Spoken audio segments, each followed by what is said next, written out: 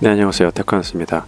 네, IT 스몰 토크 이번 시간은 기업문화 탐방 시간으로 제니퍼 소프트를 알아보도록 하겠습니다. 제니퍼 소프트에 어떤 기업 문화가 있는지 설명해 드리려고 합니다. 자, 제가 이 내용 정리하면서 좀 우연치고는 조금 이상하리만큼 이제 카카오의 기업 문화, 기업 시스템에 대해서 좀 언론에 조금 부정적인 그런 기사 내용들이 있어서 제가 영상도 올려 드리기도 했었는데, 제니퍼 소프트 지금 소개해드린 기업 문화와 카카오를 자연스럽게 비교하는 계기도 될 것 같습니다. 자, 먼저 제니퍼 소프트는 2005년도에 설립이 됐습니다. 그리고 대기업이 아니라 중소기업이고요. 사원수도 23명 정도로 되어 있습니다. 매출액도 저 정도 수준이고요. 현재 대표자는 이제 이원영 대표가 되겠고요. 기업 주소는 이제 파주 헤이리 마을에 있습니다. 사업 내용은 이제 APM이라고 아시죠? 네, 애플리케이션 성능 관리 솔루션을 갖고 있습니다. 자, 먼저 간단하게 연역을 보자면 2005년도에 회사 설립한 이후로 이제 구로 디지털 단지죠. 에이스 테크노 타워 3차에 계셨고 2006년도에는 이제 가산 디지털 단지에도 있었습니다. 그 이후에 이제 파주에 땅을 사서 아마 4억을 진 것으로 알고 있습니다. 자, 제니퍼 소프트는 사실 자체적인 영업 조직이 없습니다. 그래서 주로 파트너와 이제 주로 이제 교류하면서 이제 셀링을 하는데, 그러니까 제니퍼 소프트에서는 이제 뭐 어떤 직접적인 영업 조직보다는 이제 제조, 이제 R&D 센터죠. 그리고 뭐 어느 정도의 마케팅, 그 정도의 조직을 유지하고 나머지 영업, 팔기 위한 부분은 다 파트너에 의지하는 것으로 알고 있습니다. 그리고 파트너와 제니퍼 소프트와의 관계도 어떤 그 주종 관계보다는 판만큼 많이 떼주는 구조. 그래서 아까 보셨듯이 매출이 많지가 않죠. 그만큼 자기네가 즉 제니퍼 소프트가 내부적으로 R&D 센터나 기타 조직을 운영할 만큼의 비용에 대한 그런 것만 가져가고 나머지는 파트너에게 많이 일임하는 경향이 있습니다. 그래서 당장은 매출액적으로는 적어 보이지만 규모는 여타 웬만한 솔루션 회사 못지 않다라고 말씀을 드릴 수가 있을 것 같습니다. 그리고 최근에 이제 가트너의 그 매직 쿼드런트라고 이제 각 영역마다 이제 그 XY 매트릭스로 이제 그 탑 그룹과 이제 그 따라가는 그룹 이렇게 뭐 지형을 이렇게 나타낸 게 있는데, APM 쪽, 즉 성능 모니터링 소프트웨어로는 제니퍼 소프트도 국내 회사로는 이제 세 번째로 알고 있는데 들어가게 됐다라고 합니다. 그래서 APM 툴에서는 이제 제니퍼 소프트가 이제 그만큼 영향력이 있다라는 이야기이겠죠. 아마 매직 쿼드런트가 이제 국내 회사는 이제 뭐 팀엑스 소프트나 RT베이스죠. 인메모리 DB 쪽에서 이제 매직 쿼드런트에 들어간 것으로 알고 있습니다. 자, 뭐 복리후생도 보면 뭐 건강검진, 뭐 각종 경조사, 그리고 뭐 퇴직금이나 4대 보험, 인센티브, 뭐 그리고 뭐 차량 유류비, 뭐 구내식당, 사원식당, 뭐 이것만 봐서는 뭐 특별할 게 없어 보입니다만, 이 제니퍼 소프트를 아시는 분들은 되게 잘 아시는데 모르시는 분들은 되게 모르시더라고요. 그래서 아마 좀 된 이야기일 수도 있는데, 이제 2013년도에 공중파 방송에 리더의 조건인가요? 그 제목으로 이제 방송을 했었는데, 이때 이제 제니퍼 소프트가 소개가 됐어요. 그래서 이때 이원영 대표가 이제 인터뷰하면서 좀 놀면 안 되나요? 회사에서 좀 놀면 안 될까요? 뭐 이런 멘트가 굉장히 유명했었던 그런 멘트입니다. 그래서 아시는 분은 아시겠지만 이걸 한 번 더 좀 말씀을 드리고 싶어서 영상을 만들게 되었고요. 제가 얼마 전에 카카오 관련 영상에도 남겼듯이, 자, 기업 문화는 그 기업의 CEO를 따라간다는 말처럼 역시 이원영 대표는 남다른 생각을 가지고 있습니다. 제가 왜 이런 CEO 자세가 다른 회사 CEO와 또는 다른 사람들과 틀린 이유가 있는데, 자, 생각해 보세요. 자신에게 사업할 자금과 인력을 주고 운영해 보라고 할 때 과연 이원영 대표의 생각대로 이렇게 운영할 수 있는 사람이 과연 몇 명이 될 것인가, 저는 굉장히 궁금합니다. 저 또한 솔직히 자신이 없습니다. 저는 이런 생각들이 지금 회사에서 놀면 안 되냐는 거, 물론 이제 놀기 위한 게 목적이 아니죠. 이따 또 자세하게 말씀드리겠지만, 그런 마인드는 사실 보통 사람은 절대 하기 힘든 마인드라고 생각하거든요. 그래서 이 말이 그토록 이슈가 되었다고 생각합니다. 정말 쉽지가 않습니다.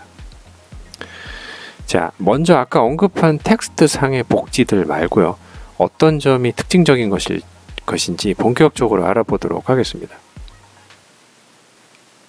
자, 가장 대표적인 것이 이제 그 파주 헤이리에 있는 사옥, 이제 지하에 있는 수영장이 대표적인 것으로 이제 나와 있습니다. 시설 측면에서 그렇게 25m 풀로 알고 있는데 그렇게 큰 풀은 아니지만 이런 이 시설도 놀랍지만 더 중요한 건 이제 운영 방향이죠. 다시 말해서 보통 이제 선도적인 회사 또는 자유정신을 표방한 회사들은 대부분 무늬만, 겉으로만, 시설만 이제 화려하고 마치 그 미국의 G사처럼 굉장히 화려한 그런 걸 강조하는데, 여기서는 시설을 운영하는 그 운영 안에도 이제 그 뭔가가 있습니다. 그게 뭐냐면, 자, 근무 시간이 하루에 7시간인데 그 7시간 내에 수영하는 시간도 포함이 됩니다. 근무 시간 7시간인데 하루에 그 시간 7시간 내내 수영하는 사람 없겠죠? 설마. 어쨌거나 중요한 거는 이러한 시스템이라고 얘기되나요? 이러한 것을 그들의 기업 문화에 넣으려고 하는 그 노력들, 그리고 실질적으로 이렇게 운영을 하고 있다는 것 자체가 굉장히 놀라운 것이죠. 네. 그리고 또 하나 이제 대표이사님의 사무실이 별도로 없어요. 네. 그러니까 아무리 적은 조직이라고 하더라도 사옥을 질 때는 보통 이제 대표이사 사무실을 만드는데, 이원영 대표 같은 경우는 아예 없앤 거죠. 그 이유는 여러 가지가 있을 수 있겠지만, 어떻게 보면은 보면은 책상 밑에 이제 옮기면서 이사하면서 이제 박스도 지금 그대로 있잖아요. 너덜거리는 거. 그러니까 그만큼 뭔가 소위 말하는 전통적인 회사에 허례 의식이 없고 소통을 위해서 다 오픈했다는 거예요. 사실 저희가 회사에서 조직에서 일하면서 임원들 사실 보기 힘들거든요. 서로 소통이 거의 없는 거죠. 그래서 제가 볼 때는 그런 면을 강조하기 위해서 대표이사실을 없앤 게 아닌가라는 생각이 듭니다. 제가 일전에 한 그 얘기는 한데, 제가 모 그룹사에서 이제 근무할 때 해당되는 층이 이제 고층 건물이었는데 갑자기 임원 한 분이 오셨어요. 그래서 그 임원 사무실을 파티션으로 만들기 위해서 원래 좀 좁게 앉았었던 직원들 한 수십 명 되죠. 그 수십 명의 그 자리를 그 한 명의 그 임원의 자리를 만들기 위해서 그 당시에 한 15cm인가요? 한 30cm 정도 폭을 다 줄이라고 했어요. 절대로 적은 기업은 아닌데 그러한 기업에서조차 말도 안 되는 상황이 발생하는데, 이런 면에서 이원영 대표는 이런 생각이 정말 혁신적인 것 같습니다. 아니, 대단하다고 저는 칭찬할 수밖에 없을 것 같습니다. 그리고 여기서 인터뷰하면서 직원들이 사무실 안에 없다고 해서 불안감이 없느냐고 이렇게 질문을 했는데, 그걸 왜 묻냐는 식으로 전혀 없다고 말씀을 하고 계시네요. 그 외에 추가적인 복지 외에 식당 운영이라든지 놀이방 같은 거, 그거 외에 이제 애들을 데리고 와서 이렇게 같이 직원들하고 놀기도 하고, 너무 편한 거죠. 이 아이한테 그런 것들, 이런 것들이 좀 다르고요. 그리고 이 당시가 2013년으로 알고 있는데, 이때 이제 이런 거 문자로 문자인가요 이게? 메일로 보낸 것 같기도 한데, 날씨가 너무 좋아서 놀고 싶어졌다. 그래서 휴가 사용합니다. 급한 영문 휴대전화 연락 주세요. 했더니 바로 대표님께서 한 발 더 나아간 건강한 문화의 박수. 자, 이와 같이 자 얼마 전에 모 대기업에서 발생한 우리가 화려하게 생각했었던 꿈의 직장에서도 그렇게 문제가 있는데 이 작은 조직에서조차 이러한 CEO의 마인드가 이러한 하나하나가 건강한 문화라고 박수를 하고 소통하는 것 자체가 굉장히 남다르다라는 것을 강조를 드리고 싶습니다. 결국 계속적으로 새로운 문화를 시도하는 거죠. 이게 굉장히 중요한 것 같습니다. 이 중요한 것은 이제 회사에서 논다는 게 아니라 1차원적으로 이렇게 볼 게 아니라 중요한 것은 자율성, 굳이 쪼지 않아도 노는 문화 내에서 자신의 역량을 자율적으로 맡긴다는 거는 그 사람을 믿는다는 거야. 자, 여러분들 사람이 사람을 믿을 때 그 신뢰관계가 형성이 될 때 속이려고 할까요? 네? 뭔가 일을 하고 업무를 할 때 그 신뢰에 대해서 보답하려고 더 열심히 일하지 않을까요? 전 그렇게 생각이 드는데요. 결국 조직의 CEO 마인드가 조직의 문화를 이끈다는 이야기입니다.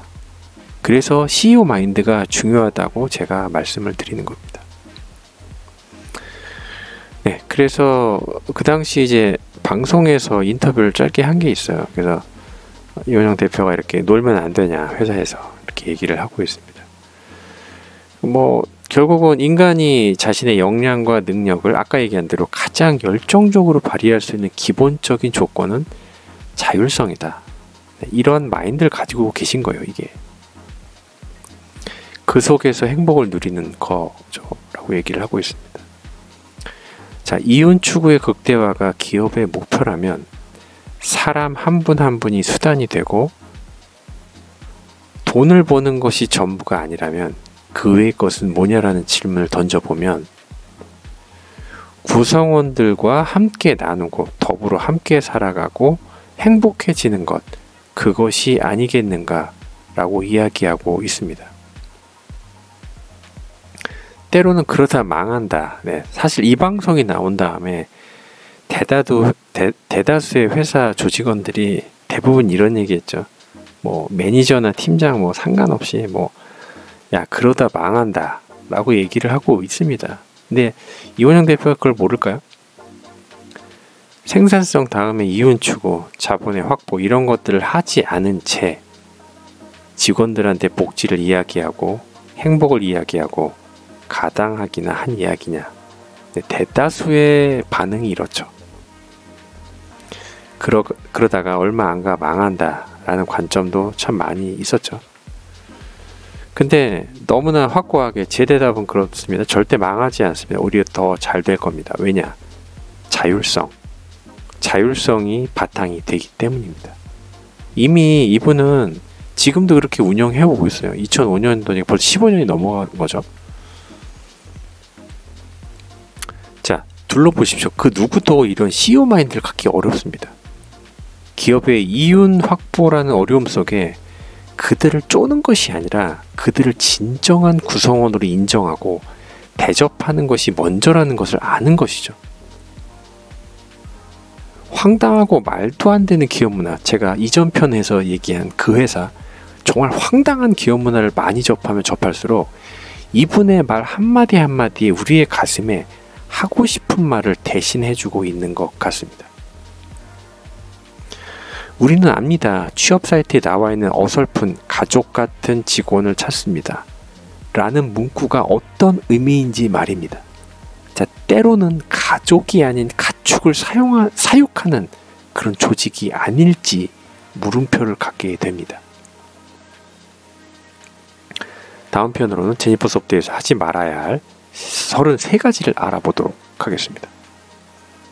감사합니다. 테크한스였습니다.